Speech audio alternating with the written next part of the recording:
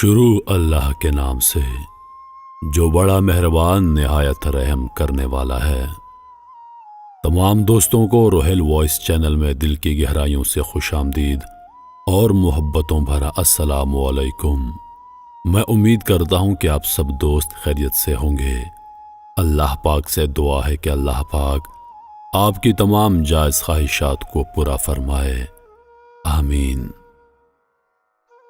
کی تو نے محمد سے وفا تو ہم تیرے ہیں، کی تو نے محمد سے وفا تو ہم تیرے ہیں، یہ جہاں چیز ہے کیا لوح و قلم تیرے ہیں، لوح و قلم تیرے ہیں، لوح و قلم۔ ہارون رشید کا ایک بیٹا تھا جس کی عمر تقریباً 16 سال تھی۔ وہ بہت کثرت سے زاہدوں اور بزرگوں کی مجلس میں رہا کرتا تھا اور اکثر قبرستان چلا جاتا۔ وہاں جا کر کہتا کہ تم لوگ ہم سے پہلے دنیا میں موجود تھے، دنیا کے مالک تھے، لیکن اس دنیا نے تمہیں اجازت نہ دی حتیٰ کہ تم قبروں تک پہنچ گئے۔ کاش کسی طرح مجھے خبر ہوتی کہ تم پر کیا گزر رہی ہے اور تم سے کیا کیا سوال و جواب ہو گئے ہیں۔ اور اکثر یہ شعر پڑھا کرتا، مجھے جنازے ہر دن ڈراتے ہیں اور مرنے والوں پر رونے والیوں کی آوازیں مجھے غمگین کرتی ہیں۔ ایک دن وہ اپنے باپ کی مجلس میں آیا۔ اس کے پاس وزراء امراء سب موجود تھے اور لڑکے کے بدن پر ایک معمولی کپڑا اور سر پر ایک پگڑی بندھی ہوئی تھی۔ اراکین سلطنت آپس میں کہنے لگے، اس پاگل لڑکی کی حرکتوں نے امیر المومنین کو دوسرے بادشاہوں کی نگاہ میں ذلیل کر دیا ہے۔ اگر خلیفہ اس کو تنبیہ کر دیتے تو شاید یہ اس حالت سے باز آ جائے۔ خلیفہ نے یہ بات سن کر اس سے کہا کہ بیٹا، تو نے مجھے لوگوں کی نگاہ میں ذلیل کر رکھا ہے۔ یہ بات سن کر باپ کو تو جواب نہیں دیا، لیکن ایک پرندہ وہاں بیٹھا ہوا تھا۔ اس کو کہا، اس ذات کے واسطے کہ جس نے تجھے پیدا کیا ہے، تو میرے ہاتھ پر آ کر بیٹھ جا۔ وہ پرندہ وہاں سے اڑ کر اس کے ہاتھ پر آ کر بیٹھ گیا، پھر کہا، جا اپنی جگہ واپس چلا جا۔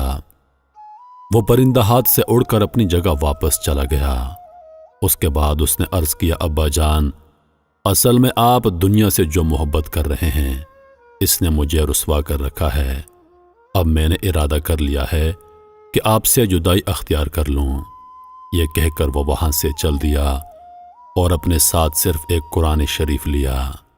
چلتے ہوئے ماں نے ایک قیمتی انگوٹھی بھی اس کو دے دی کہ احتیاط کے وقت اس کو فروخت کر کے کام میں لاؤ۔ وہ یہاں سے چل کر بصرہ شہر پہنچ گیا اور مزدوروں میں کام کرنے لگا۔ پورے ہفتے میں صرف ایک دن ہفتے کے روز مزدوری کرتا اور 8 دن تک اس مزدوری کے پیسے خرچ کرتا، اور 8ویں دن پھر ہفتے کو مزدوری کرنے چلا جاتا۔ ایک درہم اور ایک دانک، یعنی درہم کا چھٹا حصہ مزدوری کر لیتا، اس سے کم یا زیادہ نہ لیتا۔ ایک دانک روزانہ خرچ کرتا۔ ابو عامر بصری رحمۃ اللہ علیہ کہتے ہیں کہ میری ایک دیوار گر گئی تھی، اس کو بنوانے کے لیے مجھے کسی معمار کی تلاش تھی۔ کسی نے مجھے بتایا کہ یہ شخص تعمیر کا کام کرتا ہے۔ میں نے دیکھا کہ نہایت خوبصورت لڑکا بیٹھا ہے، ایک زنبیل پاس رکھی ہے اور قرآن شریف پڑھ رہا ہے۔ میں نے اس سے پوچھا کہ لڑکے مزدوری کرو گے؟ کہنے لگا، کیوں نہیں کروں گا، مزدوری کرنے کے لیے ہی تو پیدا ہوا ہوں۔ آپ بتائیے کیا خدمت مجھ سے لینی ہے؟ میں نے کہا، گارے کا کام ہے۔ اس نے کہا کہ 1 درہم اور 1 دانک مزدوری ہوگی، اور نماز کے اوقات میں کام نہیں کروں گا، مجھے نماز کے لیے جانا ہوگا۔ میں نے اس کی دونوں شرطیں منظور کر لیں اور اس کو لا کر کام پر لگا دیا۔ مغرب کے وقت جب میں نے دیکھا تو اس نے 10 آدمیوں کے برابر کام کیا تھا۔ میں نے اس کو مزدوری میں 2 درہم دیے۔ اس نے شرط سے زیادہ لینے سے انکار کر دیا اور 1 درہم اور 1 دانک لے کر وہاں سے چلا گیا۔ دوسرے دن پھر میں اس کی تلاش میں نکلا، وہ مجھے کہیں نہیں ملا۔ میں نے لوگوں سے تحقیق کی کہ ایسی صورت کا لڑکا مزدوری کرتا ہے، کیا کسی کو معلوم ہے کہ وہ کہاں پر ملے گا؟ لوگوں نے بتایا کہ وہ صرف ہفتے کے روز مزدوری کرتا ہے، اس سے پہلے تمہیں کہیں نہیں ملے گا۔ مجھے اس کے کام کو دیکھ کر ایسی رغبت ہوئی کہ میں نے 8 دن تک تعمیر بند کر دی اور ہفتے کے دن اس کی تلاش میں دوبارہ نکلا۔ وہ اسی طرح بیٹھا قرآن پڑھتا ہوا مجھے ملا۔ میں نے سلام کیا اور مزدوری کرنے کو پوچھا۔ اس نے پہلی دونوں والی شرطیں بیان کی۔ میں نے اس کی دونوں شرطیں منظور کر لیں۔ وہ میرے ساتھ آ کر کام پر لگ گیا۔ مجھے اس پر حیرت ہو رہی تھی کہ پچھلے ہفتے کے دن اس نے اکیلے 10 آدمیوں کا کام کس طرح کر لیا تھا۔ اسی طرح میں نے چھپ کر کے کہ وہ مجھے نہ دیکھے اس کے کام کرنے کا طریقہ دیکھا۔ میں یہ منظر دیکھ کر حیران رہ گیا کہ وہ ہاتھ میں گارا لے کر دیوار پر ڈالتا ہے اور پتھر اپنے آپ ہی ایک دوسرے سے جڑتے چلے جاتے ہیں۔ مجھے یقین ہو گیا کہ یہ کوئی اللہ کا ولی ہے اور اللہ کے اولیاء کی غیب سے مدد ہوتی ہے۔ جب شام ہو گئی تو میں نے اس کو 3 درہم دینا چاہے، لیکن اس نے انکار کر دیا کہ میں اتنے درہم کا کیا کروں گا، اور 1 درہم اور 1 دانک لے کر وہاں سے چلا گیا۔ میں نے 1 ہفتہ پھر انتظار کیا اور تیسرے ہفتے کو میں پھر اس کی تلاش میں نکلا، مگر وہ مجھے کہیں نہ ملا۔ میں نے لوگوں سے تحقیق کی تو ایک شخص نے بتایا کہ وہ 3 دن سے بیمار ہے، فلاں ویرانہ جنگل میں پڑا ہے۔ میں نے ایک شخص کو اجرت دے کر اس پر راضی کیا کہ وہ مجھے اس جنگل تک پہنچا دے۔ وہ مجھے ساتھ لے کر اس جنگل میں پہنچا۔ میں نے دیکھا کہ وہ بے ہوش پڑا ہے، آدھی اینٹ کا ٹکڑا سر کے نیچے رکھا ہوا ہے۔ میں نے اس کو سلام کیا، اس نے مجھے جواب نہ دیا۔ میں نے دوسری مرتبہ سلام کیا تو اس نے آنکھیں کھولیں اور مجھے پہچان لیا۔ میں نے جلدی سے اس کا سر اینٹ پر سے اٹھا کر اپنی گود میں رکھ لیا۔ اس نے سر ہٹا لیا اور کہا، میرے دوستو، دنیا کی نعمتوں سے دھوکے میں نہ پڑو۔ عمر ختم ہوتی جا رہی ہے اور نعمتیں سب ختم ہو جائیں گی۔ جب تو کوئی جنازہ لے کر قبرستان میں جائے تو یہ سوچتا رہا کر کہ تیرا بھی ایک دن اسی طرح جنازہ اٹھایا جائے گا۔ اس کے بعد اس نے مجھ سے کہا کہ ابو عامر، جب میری روح نکل جائے تو مجھے نہلا کر میرے انہی کپڑوں میں مجھے کفن دے دینا۔ میں نے کہا، میرے محبوب، اس میں کیا حرج ہے کہ میں تیرے لیے نیا کفن بناؤں؟ اس نے جواب دیا کہ نئے کپڑوں کے لیے زندہ لوگ زیادہ مستحق ہیں۔ یہ جواب حضرت ابوبکر صدیق رضی اللہ تعالی عنہ کا جواب ہے۔ انہوں نے بھی وصال کے وقت یہی فرمائش کی تھی کہ میری انہی چادروں میں کفن دے دینا، اور جب ان سے نئے کپڑے کی اجازت چاہی گئی تو انہوں نے یہی جواب دیا تھا۔ لڑکے نے کہا، کفن پرانا ہو یا نہ، بہرحال بوسیدہ ہو جائے گا۔ آدمی کے ساتھ تو صرف اس کا عمل رہتا ہے، اور یہ میری پگڑی اور لوٹا قبر کھودنے والے کو مزدوری میں دے دینا، اور یہ انگوٹھی اور قرآن شریف ہارون رشید تک پہنچا دینا، اور اس بات کا خاص خیال رکھنا کہ یہ سب خود اپنے ہاتھوں سے اس کو دے دینا، اور یہ کہہ کر دینا کہ ایک پردیسی لڑکے کی یہ میرے پاس امانت ہے، اور میرا یہ کام ہر حال میں کرنا، ایسا نہ ہو کہ تم کو موت آ جائے۔ یہ کہہ کر اس کی روح نکل گئی۔ اس وقت مجھے معلوم ہوا کہ یہ لڑکا تو شہزادہ تھا۔ اس کے انتقال کے بعد اس کی وصیت کے مطابق میں نے اس کو دفن کر دیا اور دونوں چیزیں گورکن کو دے دیں، اور قرآن پاک اور انگوٹھی لے کر بغداد پہنچا، اور قصر شاہی کے قریب پہنچا تو بادشاہ کی سواری نکل رہی تھی۔ میں ایک اونچی جگہ کھڑا ہو گیا۔ اول ایک بہت بڑا لشکر نکلا جس میں تقریباً 1000 گھڑ سوار تھے۔ اس طرح یک کے بعد دیگر 10 لشکر نکلے۔ 10ویں جتھے میں خود خلیفہ ہارون رشید شامل تھے۔ میں نے زوردار آواز دے کر کہا، اے خلیفہ، آپ کو حضور اقدس صلی اللہ علیہ وآلہ وسلم کی قرابت داری کا واسطہ، ذرا سا میری بات سن لیجئے۔ میری آواز پر انہوں نے مجھے دیکھا۔ میں نے جلدی سے آگے بڑھ کر کہا، میرے پاس ایک پردیسی لڑکے کی امانت ہے جس نے مجھے یہ وصیت کی تھی کہ یہ دونوں چیزیں آپ تک پہنچا دوں۔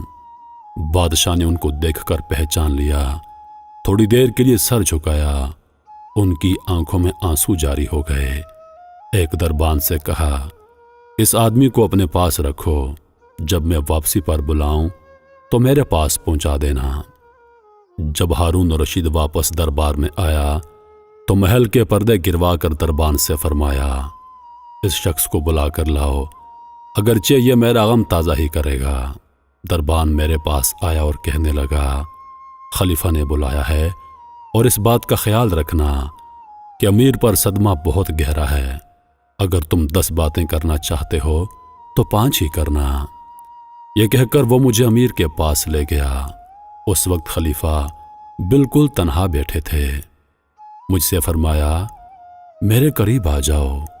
میں قریب جا کر بیٹھ گیا۔ کہنے لگے، تم میرے اس بیٹے کو جانتے ہو؟ میں نے کہا کہ جی حضور، میں جانتا ہوں۔ کہنے لگے، وہ کیا کام کرتا تھا؟ میں نے کہا، حضور گارے کی مٹی کا کام کرتا تھا۔ کہنے لگے، کیا تم نے بھی اس سے مزدوری کروائی؟ میں نے کہا کہ جی حضور۔ کہنے لگے، تم کو اس بات کا خیال نہ آیا کہ اس کی نبی کریم صلی اللہ علیہ وآلہ وسلم سے قرابت تھی؟ میں نے کہا، اے خلیفہ، میں معذرت چاہتا ہوں، مجھے اس بات کا بالکل علم نہ تھا۔ مجھے ان کے انتقال کے وقت ان کا حال معلوم ہوا۔ کہنے لگے، تم نے اپنے ہاتھ سے اس کو غسل دیا؟ میں نے کہا کہ جی حضور۔ کہنے لگے، اپنا ہاتھ لاؤ۔ میرا ہاتھ لے کر اپنے سینے پر رکھ دیا اور چند اشعار پڑھے جن کا ترجمہ ہے، اے وہ مسافر جس پر میرا دل پگھل رہا ہے اور میری آنکھیں اس پر آنسو بہا رہی ہیں، اے وہ شخص جس کا مکان دور ہے لیکن اس کا غم میرے قریب ہے۔ بے شک موت ہر انسان کو آنی ہے۔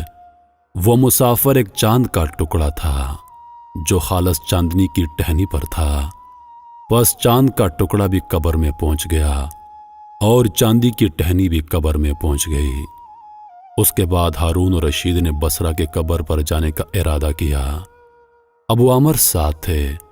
اس کی قبر پر پہنچ کر ہارون رشید نے چند شعر پڑھے جن کا ترجمہ ہے، اے وہ مسافر جو اپنے سفر سے کبھی نہیں لوٹے گا، موت نے کم عمری کے زمانے میں اس کو جلدی اچک لیا۔ اے میری آنکھوں کی ٹھنڈک، تو میرے لیے انس اور دل کا چین تھا۔ لمبی راتوں میں بھی اور مختصر راتوں میں بھی تو نے موت کا وہ پیالہ پیا ہے جس کو ان قریب تیرا بوڑھا باپ بڑھاپے کی حالت میں پیے گا، بلکہ دنیا کا ہر آدمی اس کو پیے گا، چاہے وہ جنگل کا رہنے والا ہو یا شہر کا رہنے والا ہو۔ بس سب تعریفیں اسی وحدہ لا شریک کے لیے جس کی لکھی تقدیر کے یہ کرشمے ہیں۔ ابو عامر کہتے ہیں، اس کے بعد جو رات آئی تو میں اپنے وظائف پورے کر کے لیٹا ہی تھا کہ میں نے خواب میں ایک نور کا کعبہ دیکھا جس کے اوپر نور ہی نور پھیل رہا ہے۔ اس نور کے بر میں سے اس لڑکے نے مجھے آواز دے کر کہا، ابو عامر، تمہیں اللہ تعالیٰ جزائے خیر عطا فرمائے، تم نے میری تکفین اور میری وصیت پوری کی۔ میں نے اس سے پوچھا، میرے پیارے تیرا کیا حال گزرا؟ کہنے لگا، میں ایسے مولا کی طرف پہنچا ہوں جو بہت کریم ہے اور مجھ سے بہت راضی ہے۔ مجھے اس مالک نے وہ چیزیں عطا کی ہیں جو کبھی نہ کسی آنکھ نے دیکھی، نہ کان نے سنی، نہ کسی دل پر اس کا خیال گزرا۔ حضرت عبداللہ بن مسعود رضی اللہ تعالیٰ عنہ فرماتے ہیں کہ تورات میں لکھا ہے کہ اللہ تعالیٰ نے ان لوگوں کے لیے جن کے پہلو رات کے خوابگاہوں سے دور رہتے ہیں، یعنی تہجد گزاروں کے لیے وہ چیزیں تیار کر رکھی ہیں جن کو نہ کسی آنکھ نے دیکھا، نہ کسی کان نے سنا اور نہ کسی آدمی کے دل پر ان کا خیال گزرا۔ نہ ان کو کوئی مقرب فرشتہ جانتا ہے، نہ کوئی نبی و رسول جانتا ہے۔ جیسا کہ قرآن پاک میں ہے، کسی شخص کو خبر نہیں جو آنکھوں کی ٹھنڈک کا سامان ایسے لوگوں کے لیے خزانہ غیب میں موجود ہے۔ اس کے بعد اس لڑکے نے کہا، اللہ تعالیٰ نے قسم کھا کر فرمایا ہے کہ جو بھی اس دنیا سے اس طرح نکل جائے جیسے میں نکل کر آیا، ایسا ہی اعزاز و اکرام ہے جو میرے لیے ہیں۔ کسی نے ہارون الرشید سے اس لڑکے کے متعلق سوال کیا تو خلیفہ ہارون الرشید نے بتایا کہ میرے بادشاہ بننے سے پہلے یہ لڑکا پیدا ہوا تھا۔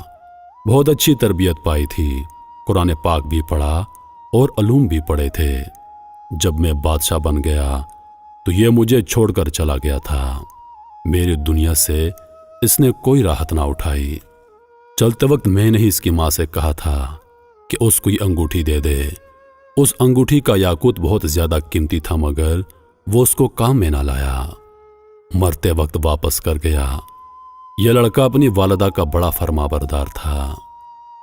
محترم عزیز دوستو، ویسے تو یہ تمام واقعہ سبق ہی سبق اور عبرت کا نشان ہے، مگر اس واقعے سے چند سبق آموز باتیں جو ناچیز کے ذہن میں آئی ہیں وہ آپ کے سامنے پیش کرتا ہوں۔